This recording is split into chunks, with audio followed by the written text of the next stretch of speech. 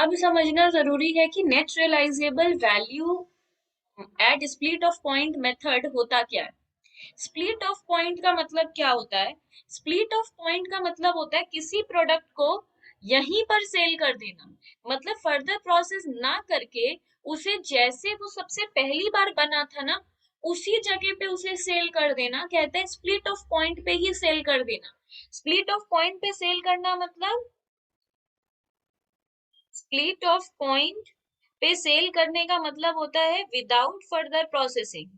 हम लोगों ने उसे फर्दर प्रोसेसिंग किया ही नहीं है, विदाउट फर्दर प्रोसेसिंग हम लोगों ने उसे बेच दिया है, मतलब इधर पर ही सेल कर देना। ये हुआ एट स्प्लिट ऑफ पॉइंट, और इधर पे बेच देना। तो बेसिकली यहां पर बेचेंगे तो हमारा क्या आएगा? तो NRV at split off point क्या है? In processing of basic raw material, three products P Q and R produced. जब हम लोग रॉ मटेरियल को पहली बार प्रोसेस किए तो तीन प्रोडक्ट निकल कर आया, पी क्यू और R. After incurring joint cost, और उस तीनों को मिलाकर जॉइंट कॉस्ट लगा था 5,10,000। All the three products processed after further after separation and sold as per given detail।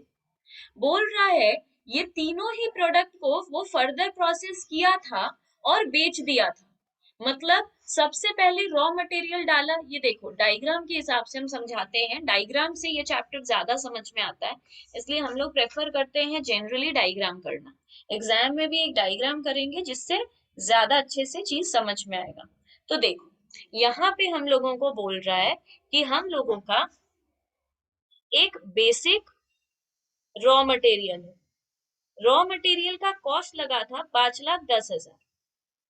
ये जो रॉ मटेरियल है इससे तीन चीज बनकर निकल गया। पहला निकला पी, क्यू और आर, तीन प्रोडक्ट उससे बनकर निकला। तीनों ही प्रोडक्ट को हम लोगों ने फर्दर प्रोसेस किया था, तो इससे फिनिश गुड्स निकल कर आया था। तो इससे भी फिनिश गुड आया, इससे भी फिनिश गुड्स आया, और इससे भी फिनिश गुड्स आया। और ये तीनों ही फिनिश गुड को हम लोगों ने मार्केट में सेल भी कर दिया है, ये सेल भी हो चुका है। और ये क्या हुआ है? फर्दर प्रोसेस हुआ है, further process, FP means further process हुआ है। बट क्वेश्चन हमारा ये है, उसने तो ये बेच दिया है, फर्दर प्रोसेस करके उसने पी को फिर से फर्दर प्रोसेस किया है, और सोचो कुछ बनाया होगा, वो बनाकर उसने उसे बेच भी दिया है। पर मैन्युफैक्चरर तुम लोगों से पूछ रहा है कि अगर वो इसे फर्दर प्रोसेस नहीं करता और स्प्लिट ऑफ पे ही बेच देता, मतलब पी को ही सीधे बेच देता, इसे फर्दर प्रोसेस नहीं करता, तो ये तो बनता ही नहीं। तब तो बेसिकली ये वाला फिनिश गुड्स हमारे पास होता ही नहीं, वो यहीं पर इसे बेच देता, पी क्यू आर को ही बेच देता। तो हमें जानना है कि पी क्यू आर का कितना एनआरवी है। तो सम में हमें तीनों का आउटपुट दिया है, output definitely P Q R का दिया है।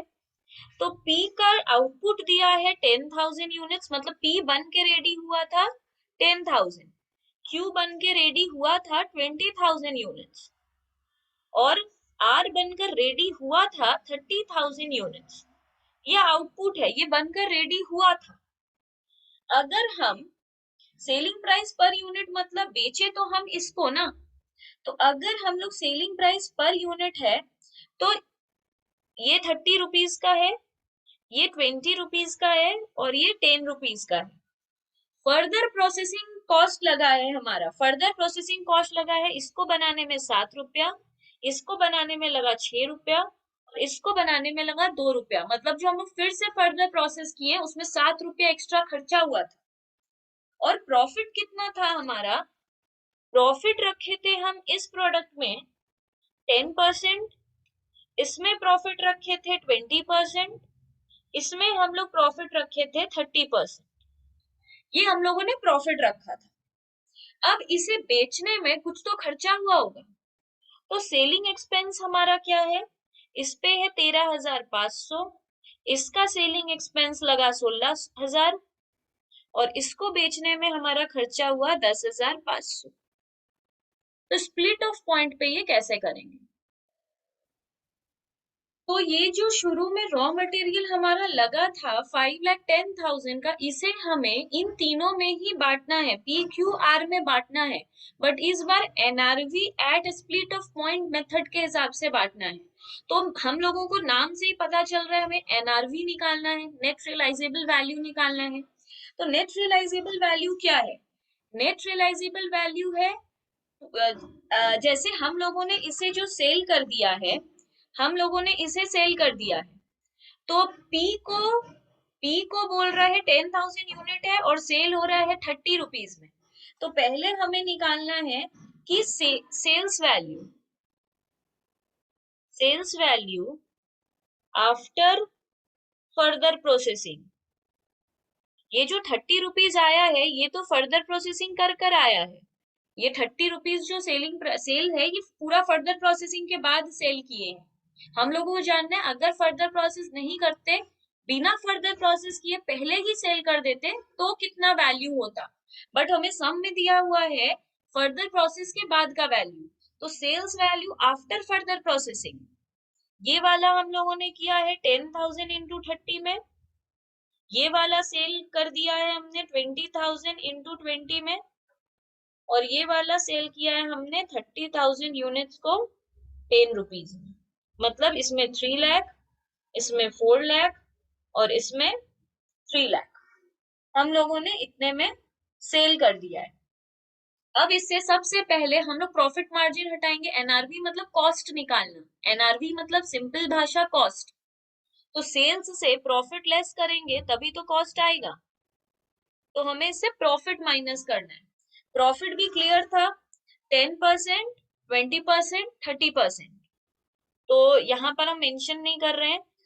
बोला था on sales, 10% on sales, sales इतना है तो कितना होगा, एक हम शो कर देते हैं 3 लाख इंटू 10%, दैट इज 30,000।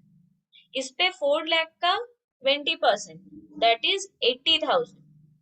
और इस पे 3 लाख का 30%, दैट इज 90,000। तो ये अगर हम पहले प्रॉफिट हटा दे, हमें कॉस्ट तक जाना है, कॉस्ट तक जाने के लिए सेल्स से प्रॉफिट हटा दिए।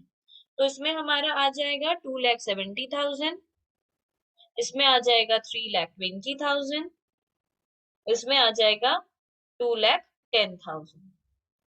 ये जो हमारा आया है ये अभी, बट इससे हमें सेलिंग एक्सपेंस भी हटाना है, क्योंकि ये जो सेलिंग एक्सपेंस हमारा आ रहा है वो ये बेचने के लिए आ रहा है, हमें ये बेचना ही नहीं है तो हमें ये हटाना है। इसके कॉस्ट में ये सेलिंग एक्सपेंस क्यों आएगा?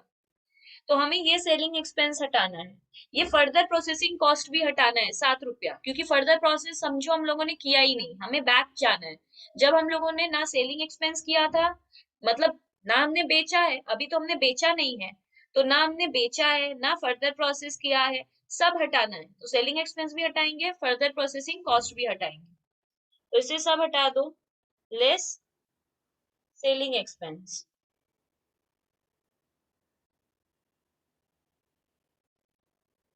इसमें था 13,500, इसमें था 16,000, इसमें था 10,500। और हमें एक चीज हटाना है, फर्दर प्रोसेसिंग कॉस्ट, क्योंकि फर्दर प्रोसेसिंग तो हुआ ही नहीं, हमें स्प्लिट ऑफ तक जाना है। तो फर्दर प्रोसेसिंग कॉस्ट इसका है 7 रुपया, तो इसका था 10,000 यूनिट तो 70,000। इसका था 6 रुपया 20,000 का, तो आ, कितना आएगा, 1,20,000। और इसका था 30,000 इंटू 2, दैट इज 60,000। अब हमें जो मिलेगा वो रहेगा NRV eight split off point.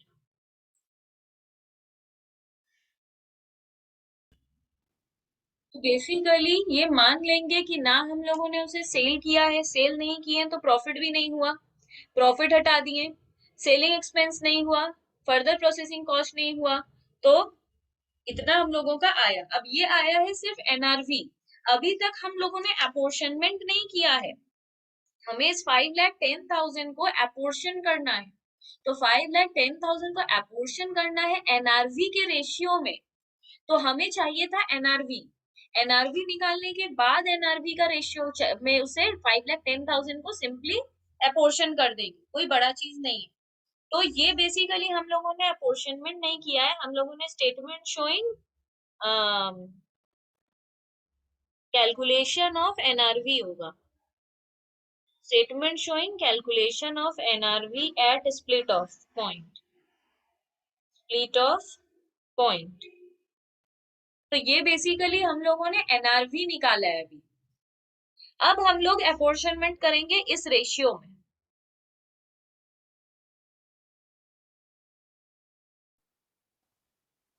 तो बेसिकली एनआरवी में हम लोगों का अपोर्शन एनआरवी आ गया, ये पूरा टोटल करके देखो 5,10,000 ही आ रहा है, मतलब ये 5,10,000 अपोर्शनमेंट हो गया है। ठीक है, तो जो हम लोग शुरू में ही लिखे थे ये जरूरत नहीं है, यहाँ जो हम लोग शुरू में ही लिखे थे अपोर्शनमेंट ऑफ जॉइंट कॉस्ट, यही सही है। तो apportionment of joint cost, statement showing apportionment of joint cost, यही अपोर्शनमेंट हो चुका है जॉइंट कॉस्ट का। ठीक है, तो बेसिकली यहाँ पर इस स्टेप का जरूरत हमें नहीं है। तो थर्ड मेथड है market value at separation point method.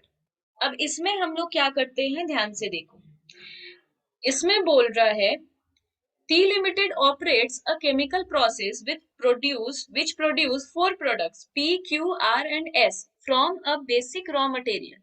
मतलब एक रॉ मटेरियल था, उसको जब उन लोगों ने प्रोसेस किया तो उससे 4 प्रोडक्ट निकल कर आया P, Q, R, S। Basic raw material हमें लगा 1,25,000 यूनिट और उसका 2 रुपया करके दाम था। एकदम स्टार्टिंग में कोई लेबर भी तो लगेगा जो उसे प्रोसेस करेगा, तो उसे कहते हैं वेजेस। और एकदम इनिशियली जब फर्स्ट टाइम प्रोसेस कर रहे थे तो हमारा कुछ खर्चा भी हुआ जिसको हम लोग ओवरहेड कहते हैं, तो कुछ खर्चा हुआ 1,00,000।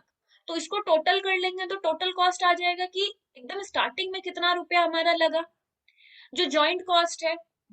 तो चारों प्रोडक्ट का नाम दिया है, चारों प्रोडक्ट का आउटपुट दिया है कि कौन सा प्रोडक्ट कितना बनकर रेडी हुआ है। P 10,000 यूनिट बना, Q 20,000 बना, R 30,000 बना और S 40,000 बना। Selling price per unit as at split off point, मतलब अगर स्प्लिट ऑफ पे ही बेच देते बिना फर्दर प्रोसेस किए, देखो एट स्प्लिट ऑफ पॉइंट का मतलब समझ में ही आना चाहिए फर्दर प्रोसेस नहीं हुआ है, ये बोला नहीं जाता है बार बार कि फर्दर प्रोसेस नहीं हुआ है, स्प्लिट ऑफ का मतलब ही फर्दर प्रोसेस नहीं हुआ है। तो अगर फर्दर प्रोसेस ना करें और सीधे पी क्यू आर एस को बेच दे तो 40, 30, 20, 10 में वो सेल हो जाएगा। अगर हम फर्दर प्रोसेस कर दें तो फिर डेफिनेटली उसका प्राइस बढ़ जाएगा, तो 70, 65, 40 और 20 हो जाएगा। और फर्दर प्रोसेस करने में तो खर्चा होगा, तो एडिशनल प्रोसेसिंग कॉस्ट लगा है 2.5 लाख, 3 लाख, 7.5 लाख और 2 लाख।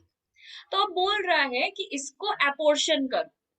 जब अगर मार्केट वैल्यू पे करने बोल दिया है, market value at separation point method, तो कैसे करेंगे, पहले पूरा इस सम का हम लोग एक चार्ट बना लेते हैं जिससे चीज समझ में बहुत अच्छे से आने लगता है। तो सबसे पहले हम लोगों का एक रॉ मटेरियल है, जो रॉ मटेरियल है वो जब हम लोग प्रोसेस कर रहे हैं तो 4 चीज बनकर रेडी हो रहा है। रॉ मटेरियल में हमारा खर्चा कितना हो रहा है, मटेरियल लग रहा है हमें 1,25,000 यूनिट है, एक का दाम है 2 रुपया, तो 2,50,000 का मटेरियल लग रहा है। वेजेस लग रहा है हम लोगों को 1.5 लाख का, और ओवरहेड लग रहा है हमें 1 लाख का। तो टोटल कितना खर्च हो जा रहा है, 2.5 लाख, 3.5 लाख और 5 लाख। तो 5 लाख टोटल जॉइंट कॉस्ट है, टोटल खर्चा हो रहा है। उससे 4 प्रोडक्ट बना है P, Q, R और S। इसका रेडी हुआ है 10,000 यूनिट्स, इसका 20,000 यूनिट्स, इसका 30,000 यूनिट्स। ये हम पहले सम में इतना क्यों कर रहे हैं कि फिर तुम लोग को पिक्चराइजेशन से ये याद हो जाए। क्योंकि स्टूडेंट्स जनरली 6 मेथड्स में कंफ्यूज हो जाते हैं। तो एग्जैक्टली क्या डिफरेंस है वो हम समझा दे रहे हैं। अगर ये अभी हम लोग बेच दें तो ये 40 में सेल हो जाएगा, ये 30 में सेल हो जाएगा, ये 20 में सेल हो जाएगा और ये 10 में सेल हो जाएगा। बट अगर हम इसे फर्दर प्रोसेस कर दें तो फर्दर प्रोसेसिंग कॉस्ट लग जा रहा है इस पे 2.5 लाख, इस पे फर्दर प्रोसेस लग जा रहा है हम लोगों का 3 लाख, इस पे फर्दर प्रोसेस कॉस्ट हम लोगों का लग जा रहा है 7.5 लाख और इस पे फर्दर प्रोसेस कॉस्ट लग जा रहा है हम लोग का 2 लाख। और फर्दर प्रोसेस करने के बाद ये सेल हो रहा है 70 रुपीज में, ये सेल होगा 65 में, ये सेल हो जाएगा 40 में, ये सेल हो जाएगा 20 में। तो ये पूरे सम का पिक्चर। अब मार्केट वैल्यू का मतलब क्या होता है? मार्केट वैल्यू का सिंपली मतलब होता है सेल्स वैल्यू। कोई लंबा चौड़ा डेफिनेशन नहीं है इसका।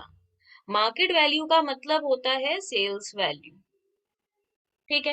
एट सेपरेशन पॉइंट मतलब स्प्लिट ऑफ। सेपरेशन पॉइंट का मतलब हम क्या समझते हैं? Separation point means split off point. तो इसमें भी same, sales value at split off point. तो इन इन दोनों को इनटू करके सेल्स वैल्यू आ जाएगा, उसी रेशियो में बांट देंगे, बहुत सिंपल है। तो सेपरेशन पॉइंट मतलब स्प्लिट ऑफ पॉइंट। तो चलो इसे बना लेते हैं। स्टेटमेंट शोइंग, सब में एक्चुअली यही लाइन लिखते हैं, अपॉर्शनमेंट ऑफ जॉइंट कॉस्ट।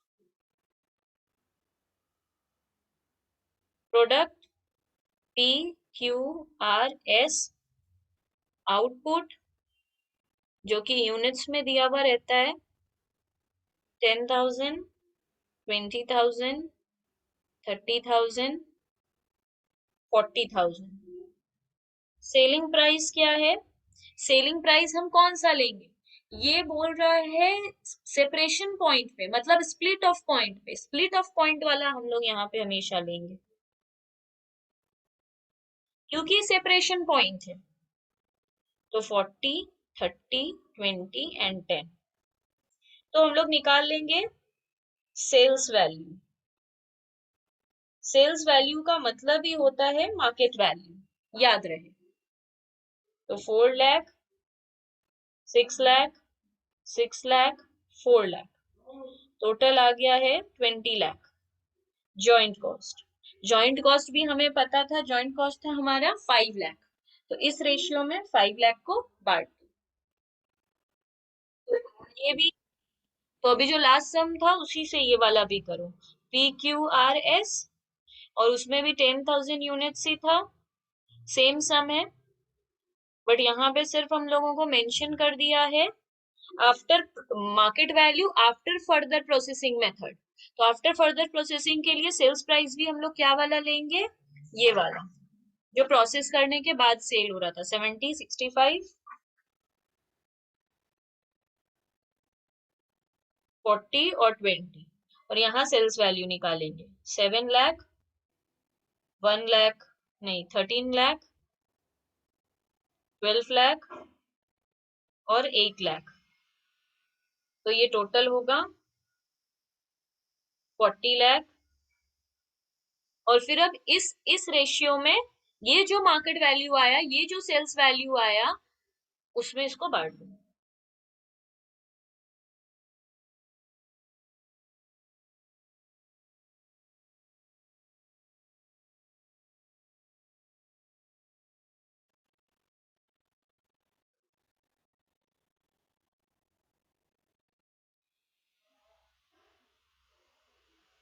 तो सिंपली अगर हम लोगों को बोला है स्प्लिट ऑफ वाले method market value at separation point, तो जो एकदम स्टार्टिंग में सेल्स वैल्यू रहता है वो वाला जो फर्दर प्रोसेसिंग के पहले सेलिंग प्राइस था, आफ्टर फर्दर प्रोसेसिंग मेथड में जो फर्दर प्रोसेस करने के बाद जितने में सेल हो रहा है वो वाला मार्केट वैल्यू। सिंपल, और कुछ नहीं है इसमें।